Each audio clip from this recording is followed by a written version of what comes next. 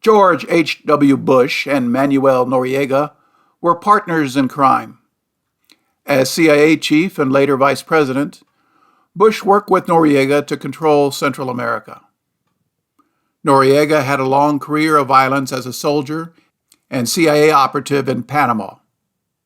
He received intelligence and counterintelligence training at the U.S. Army's School of the Americas at Fort Gulick, as well as a course in psychological warfare at Fort Bragg, North Carolina. Noriega took control of the Panamanian Army after helping the CIA dispose of Panama's uncooperative president in 1981. Colonel Roberto Diaz Herrera, a former associate of Noriega, stated that President Omar Torrijos died in a plane crash caused by a small bomb placed by Noriega. See the short video link below, where John Perkins explains the CIA's assassination of popular and uncorruptible Omar Torrijos. The U.S. Congress at the time opposed the use of CIA or military funds to support revolutionary groups in Latin America seeking to topple democratic governments. Noriega helped the CIA run a massive cocaine smuggling operation that produced millions of dollars each month to fund CIA private armies and enrich CIA players. Cocaine was flown to Panama from Colombia, where it was loaded on larger aircraft for flights to the United States. See the short video link below, the CIA's cocaine corridor. Aircraft returned from the United States with weapons for the CIA's private army in Nicaragua, known as the Contras, and with cash to be laundered through banks in Panama.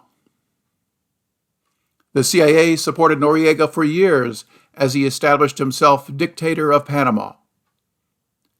Frictions developed after Noriega refused President Ronald Reagan's demand to modify the 1977 treaty signed by American President Carter that required American military bases in Panama to close by the year 2000.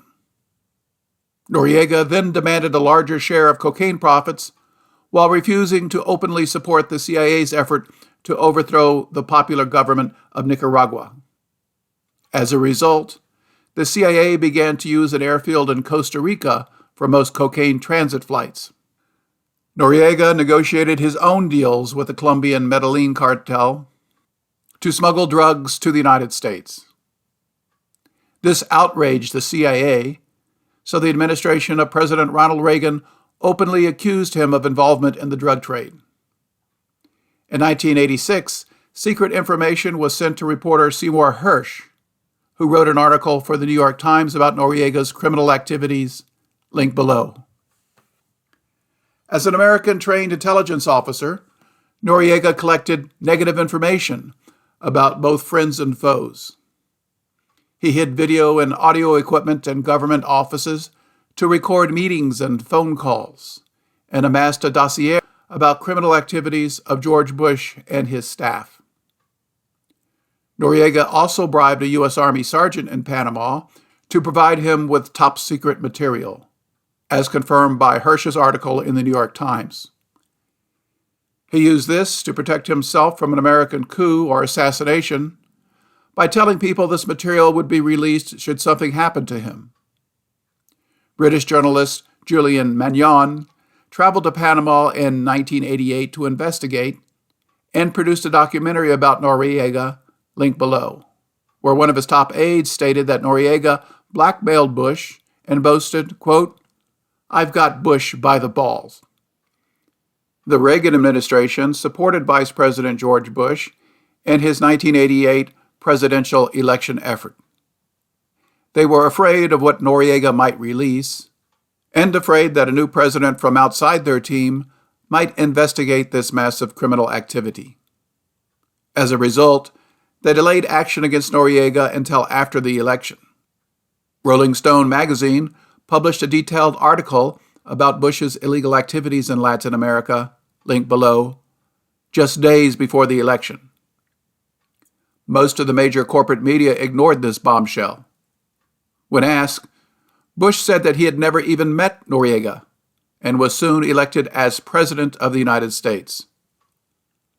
A few weeks later, recently retired CIA officer John Stockwell offered his opinions in an interview linked below. Here is a highlight. John, could you go into some more detail on this blackmail theme of how Bush might be subject to blackmail because of his involvement in the CIA and in other activities during the Reagan administration? What would be an example of this, and how would such blackmail work? Well, let's go into the most obvious case that we know of, the one that we have the best documented so far. And this is this Black Eagle thing that was started in '82. Essentially, in a reversal of roles, the CIA is actually created to give the White House and the executive plausible deniability, so they can keep clean, and if the CIA does something wrong, they can, well, we didn't know about it, and they can fire the CIA's director. William Casey reversed this policy, and it was actually quite clever in retrospect in the Iran-Contra thing. He initiated the Iran-Contra thing, but he managed to have Ronald Reagan and the White House take the heat for it. He ran it through Oliver North. So it became a political thing, whereas the CIA was clearly under the thumb of the Congress, or should have been, or legally was. But he also, this Black Eagle operation of delivering arms to the Contras,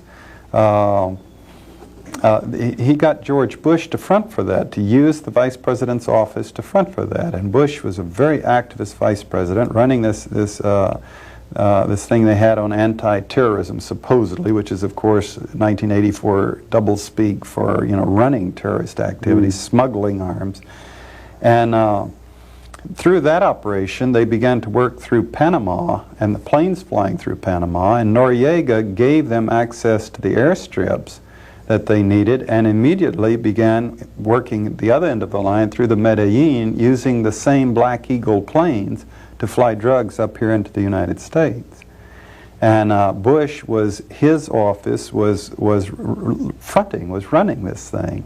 Now, obviously, they tried to maintain what I thought was a very thin, implausible deniability of having Don Gregg running the thing right out of George Bush's office with his assistant, what's his name, Samuel Watson, and then Felix Rodriguez down in El Salvador, and then a network that went throughout, planes flying throughout, Southern Air Transport involved, their own airplanes involved, and yet the only deniability was Gregg saying, well, I never told the vice president about all of these things.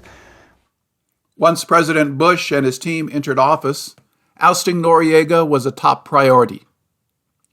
This would not be simple, because Bush needed to ransack the entire nation to seize all evidence of his criminal activities. An extra 2,000 American troops were sent to the American-controlled Panama Canal Zone, while other units prepared to invade. Military exercises were conducted in Panama itself, as allowed by the 1903 Canal Treaty. This lengthy preparation confused military experts, like Bo Greitz, who didn't know about the blackmail recordings, but knew it would be easy to grab Noriega since he lived and worked within a mile of U.S. military bases. When I commanded Special Forces in Latin America in 1976, George Bush was head of the CIA. We were running an Operation Watchtower down there then. The United States Army had low-level navigation radios from Bogota, Colombia, Turbo, Colombia, and Albrook Army Airfield. CIA contract aircraft at night flying below 500 feet would push them underneath the radar mask, and it was deadly. That's why we had to have the radio towers, came through the Darien Mountains, and they were carrying cocaine. They made more than one flight a night. Manuel Noriega was the CIA's front man. They received the cocaine on an Army airfield where there was no customs. The money was laundered in the banks in Panama, and the cocaine flooded into the United States. When I made the suggestion that we eliminate this drug smuggler, Manuel Noriega, I was told by the chief cop in the United States Army Intelligence, General Harold Aaron, came down to Panama, because I'm pretty hard-headed. I got shot in the back of the head in Vietnam. The bullet bounced off. We don't wear steel helmets. In Special Forces, we wear those funny little green berets. He told me, he said, you keep your hands off of Manuel Noriega. He has immense value at the highest levels. Gosh, we could have taken him out, Bill, using a half A-team, 6 men, about 15 minutes, not even missed a coffee break, and yet... Officers in the Panamanian Defense Forces knew the Americans were preparing to oust Noriega. Major Moses Giraldi decided to help after the U.S. Army agreed to support him.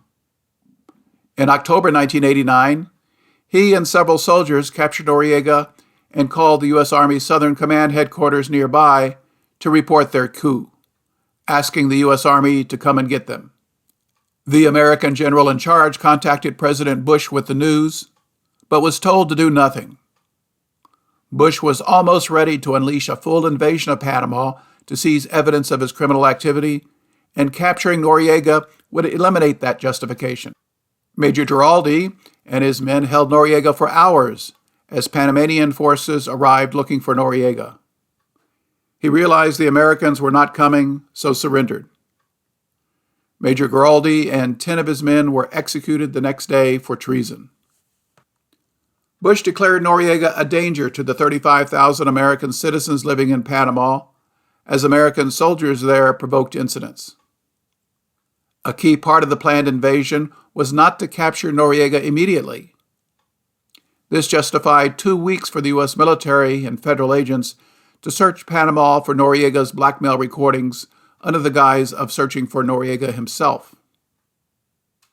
While Noriega had a conflict with the Americans, the Panamanian Defense Force did not and had no interest in fighting the U.S. military.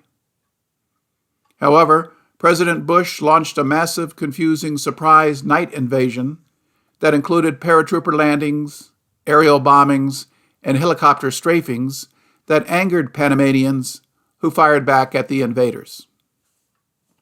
This invasion resulted in massive destruction and unnecessary fatalities as 417 bombs were dropped, entire neighborhoods razed, while attack helicopters attacked. The U.S. casualty figure was 23 servicemen killed and 323 wounded, compared to 297 Panamanian soldiers killed and 123 wounded. American troops rounded up over 7,000 people for interrogation about Noriega's recordings and hideouts. The U.S. Embassy claimed only about 300 Panamanian civilians died in the fighting, but others estimated up to 3,000 were killed, with 20,000 left homeless. For details on the carnage caused by this nationwide search for Noriega's recordings, see the award-winning documentary, The Panama Deception, link below. Noriega was finally arrested and tried in the United States by a kangaroo court and imprisoned for life, while George Bush expanded his criminal activities worldwide. The Americans appointed wealthy bankers as new leaders in Panama, who were known money launderers. Dirty details about George Bush's criminal activities in Panama can be read in the book George Bush, the Unauthorized Biography, that can be read online at the link below. Noam Chomsky summarized Noriega's role in Panama. So about 1986, 1987, the U.S. shifted its attitude toward Noriega, and instead of becoming sort of a nice guy on our side, he became, as Ted Koppel and those guys called him, one of the most odious creatures in the world, the kind of people the United States Americans love to hate, and so on and so forth. Major propaganda campaign was concocted to turn him into a sort of a Hitlerian figure, and that was all a build-up to the invasion of Panama, which incidentally, remember, was George Bush's celebration of the end of the Cold War. The invasion of Panama took place about a month after the Berlin Wall fell, and we were condemned by the United Nations. The United States had the vetoes of 2 Security Council resolutions and so on. But they moved in. There's big furor about the fact that Noriega had stolen an election, which was true, although with much less violence than in the one in '84 that we endorsed. But this time he wasn't just following orders, so we invaded Panama, killed however many people and destroyed what we felt like, and installed a regime of bankers and narco-traffickers and other crooks who everyone concedes, including the government, wouldn't stay in office for 10 minutes unless they had American force behind them. And the country's going down the tube, as you'd expect, and narco-traffic, drug laundering's about doubled since then. But they did kidnap Noriega and brought him here for trial. And if you look at the trial, the charges against him were virtually entirely from the period when he was on CIA payroll.